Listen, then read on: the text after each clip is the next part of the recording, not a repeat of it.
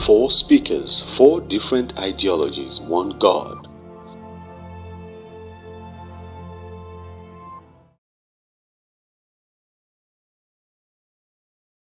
My name is Nkechi Anayo-Ilupotaife.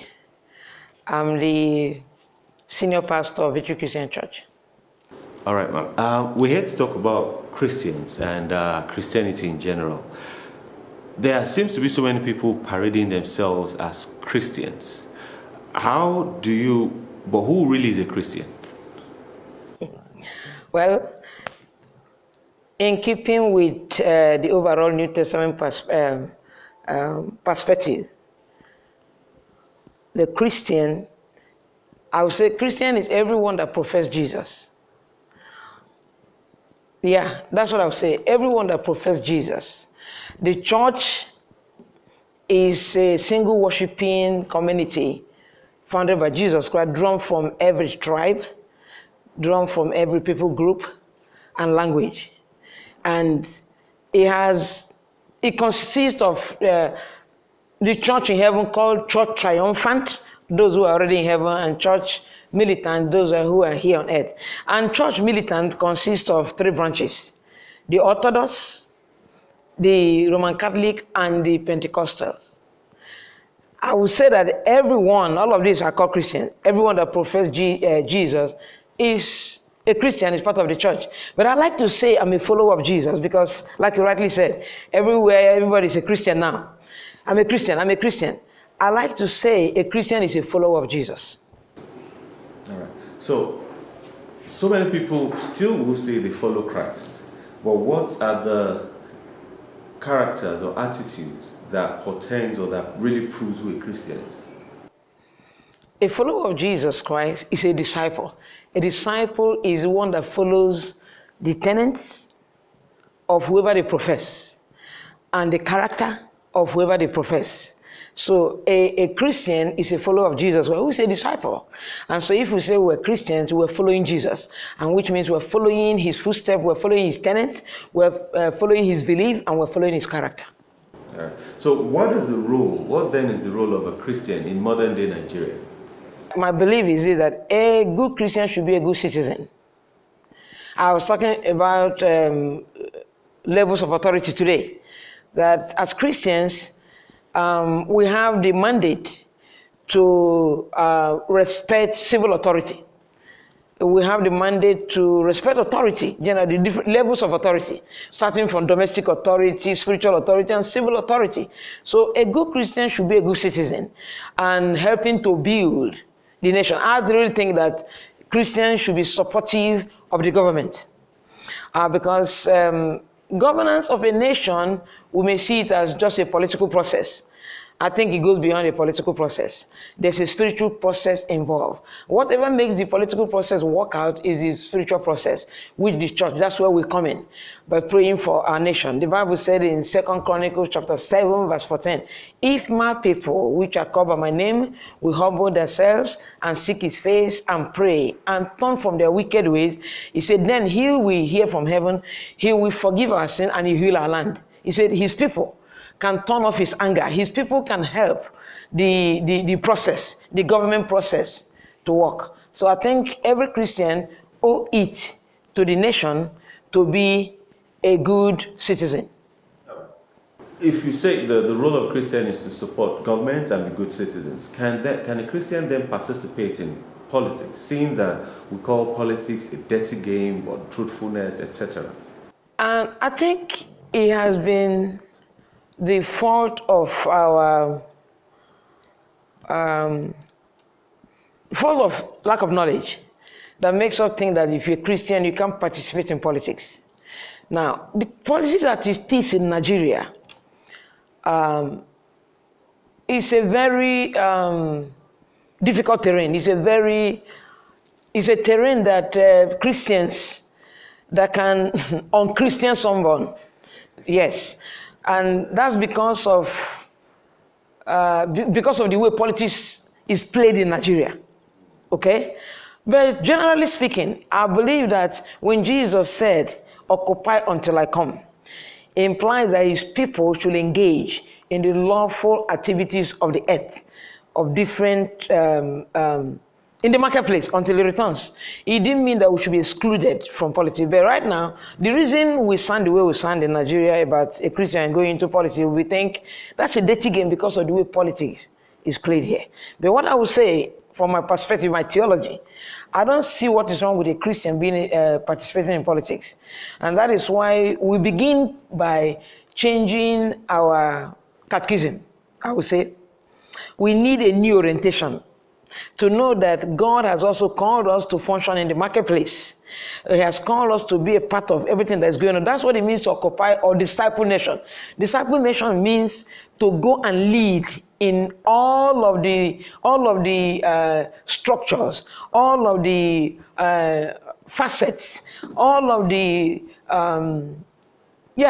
all of the forces of the society, everything that make up the structure that make up the society. Go there and lead. Take his culture to those places. Go and transform the culture. And that orientation needs to start from the church. Because when it now begins from the church, see, by the time somebody wants to engage in politics, he will not get to that platform and forget who he is. He will already take Christ-likeness, his Christ-like character. He will take Christ to the scene. He will take Christ to that platform. But actually, we are called to transform the culture. The church is called. That's why I say you are the salt of the earth and the light of the world. It means that we have a cultural mandate to lead the world by transforming its culture with the culture of God's kingdom. So if this is in place, it's scary for a lot of people. The terrain is very scary, the politics. It's scary because of people are not prepared. They don't know that they can still get there and be the light. They say it takes so much for them to be the light because the darkness is thick. The supremacy of darkness is only in the absence of light. So I think if we take light to that arena, light will shine. Light will eventually overcome darkness. I think, in my opinion, in my understanding of the scripture, we are called to engage humanity even in the marketplace and take our Christianity to the marketplace. Christianity should go beyond the four walls of the church. We should take it to the marketplace, take it into politics, take it to commerce, take it to education, take it to all of the structures that hold the society. And that's how we'll be light and be salt. With what you've said, is it then okay to say Nigeria politics and Nigeria at large in so many other areas, we are where we are today because Christians are not playing the role, which means that Christians to blame for being inactive? I will say yes. Because when Jesus said you are light, you are the salt of the earth. You know, apart from the flavoring property of salt, it's a preservative to preserve the earth from moral corruption. Also, light gives direction. What it means, the church ought to set the moral compass of the nation. And then if we are footing our real bill, if we are footing our real bill and living, playing our role, I would say, I think the world will be a better place. If Christian, it's just unfortunate that today Christianity is, we are drawn to need-based Christianity. We're driven by need. And I'm not saying there's no needs, there are needs. But, and God intends to meet our needs. But he says it grows from the intimacy with him. So because of the need-based Christianity, we have not paid attention to the roles we are really called here to play. The church is supposed to be the light. I believe the church is the most essential service for mankind, to mankind. I believe that. Especially in these days of virus invasion. The church is the most essential service to humanity. Because that's why God left the church here. So we can lighten the darkness.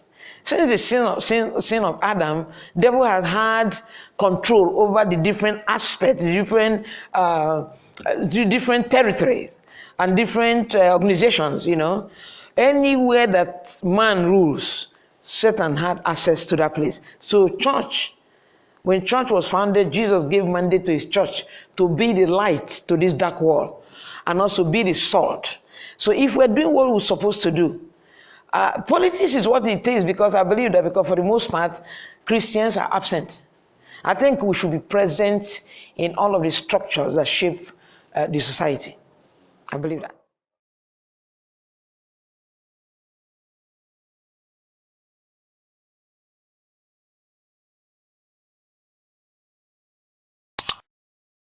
I was going to ask another question, but taking from the last word you said, Christians are absent. You realize that in politics, we have a lot of political leaders who say they are Christians, and when they win, they go to church to give thanks. Before they even win, you see them in church from one church to the other. Why are they not being the lights, though they say they are Christians? All right. You see, we're talking about Christianity. We said there are three branches in Christianity. There is the Orthodox, there is the Roman Catholic, and there's also the Pentecostal. Now, I'm not trying to cast aspersion on any branch of this. The people that use Christianity to drive their political agenda, they are just Christians because they want to win the election. But I believe a professing Christian that has grown to be a Christian, have learned the tenets of Christianity and know to follow Jesus, I believe that when they get there, they can be light. So I don't, like I said when we began this discussion, I'm a Christian is so general. People just, almost like a generic term, I'm a Christian. Everybody that go to enter church, I'm a Christian. I like to say I'm a follower of Jesus. I believe that a true follower of Jesus would have learned to, the tenets of Christianity and the character of Christ, and learn how to bring light to the dark world, and be the voice of hope, be the voice of help to the world. I believe that. I don't consider everyone that said a Christian to be a Christian. I believe a Christian is a follower of Jesus Christ that has learned the tenets of Christianity and the character of Christ. All right. Now, looking at the demands of the current day, can a Christian survive, or how can a Christian survive without doing what we call hustling? Because if you go to this place, you have to pay bribe, you have to undercut, that's what is happening around now. How can a Christian survive? I know. But I really believe that light is stronger than darkness. And like I said before, the supremacy of darkness is only in the absence of light. When light cannot be ignored either. Now, it will be for a while. But if we talk about corruption, they say that corruption is becoming a culture. I hate to think that way. Because Christians and the church is left here to transform the culture of this world. It's a task. It's a task that Christian that we have. But I believe it's not impossible for us to survive in the marketplace. It's not impossible for us to stand up for what is to stand up for life, stand up for being assaulted and still survive. Because you see, at that point, we will expect God's help. We will expect His help. That's only when we're standing up for Him. I do know that, I know what it's like. Like they said, people that say that it's become a culture, the bribe, corruption is the culture of this country. I know how far corruption has eaten deep into us, but I also know it will take the power of God to begin again. It will take the power of God to reverse it. It will take the power of God to change it. And so I think those of us Christians who are bold enough to stand up for God in the marketplace, I want to say go ahead and do that. If you stand up for God, He will stand up for you. It's not going to be a stroll in the park, but it is doable. It will happen. By taking the culture of God's kingdom to the marketplace and refuse to compromise it. Because you have to understand that every situation we face confronts us with two decisions. Either we compromise or character. It's either we follow character or compromise. It's either we so if we choose to follow character, character speaks, and character is more powerful than compromise. And then God will speak up for Himself because it belongs to God. This earth belongs to God. I believe Nigeria belongs to God, and we have gone as far as we can go with. If you think about the decadence, oh my goodness, it's so open-ended. If you look at the problem, it's so open-ended, but I believe there's hope for this country. And the hope for this country starts from a few of us Christians that we say we will stand up for what is right. And I believe if we stand up for God, He will stand up for us. He will help us. Those are the kind of words we need. Instead of all these discouraging words, it's a lot. But now looking at the church, we know politics has its own challenges, but then we ask a question: what is the current day church in Nigeria? What are we taking to politics? Do we share enough love amongst ourselves as Christians? Yeah, Christianity to me, okay, if you look at the Bible is one long narrative of a loving, gracious God and a sinful humanity. That is why Christianity to me is the revelation of the love of God for mankind. So, one of our roles as Christians is to love all people. Whether they are Jews, Gentiles, love all people. Because in God's economy, there are three groups of people. There are the Jews, the Gentiles, and the Church of God. That the new creation, the church. And the church is to love all people, just like the church is to evangelize the world. Through pulpit evangelism, through passive evangelism and aggressive evangelism. And it's about teaching the true knowledge of God. We owe it to the world, to mankind, to teach the true knowledge of God. And one of those, the central truth is that God loves all mankind. God loves the world, that he gave his only begotten son. So no message, that's the central message we owe to the world. Love all people. So what are we taking to Christianity, bringing into politics? If I love you like Jesus told me to love you, I won't steal from you. I won't want to destroy you for what belongs to you. I won't want to edge you off. I won't want to manipulate any process. If there's fear of God, if we fear God, if the society has a true knowledge of God, there are things I can't do to you because I know God. My conscience won't let me. If we have men and women of solid spiritual mold coming from our homes, we've been taught to respect authority for our home. There's divine order in our home because God created family. And so he knows how you can run the family. And we come from these family values that has inculcated godly values to us, and we bring the values to the marketplace and to politics, to our offices. We will play by the rules. Is this lack of fear for God? Again, we need to change our catechism. Begin to teach people, like the preacher said in Ecclesiastes chapter 1, he said, the whole duty of man is to fear God and keep his commandments. And if that is our focus, to fear God and keep his commandment, you see, what people will produce in church will take the light to anywhere they go to any platform they go to. They become light. They become light, they become salt. They hold on to what they believe. They hold on to the truth. They hold on to the true knowledge of God.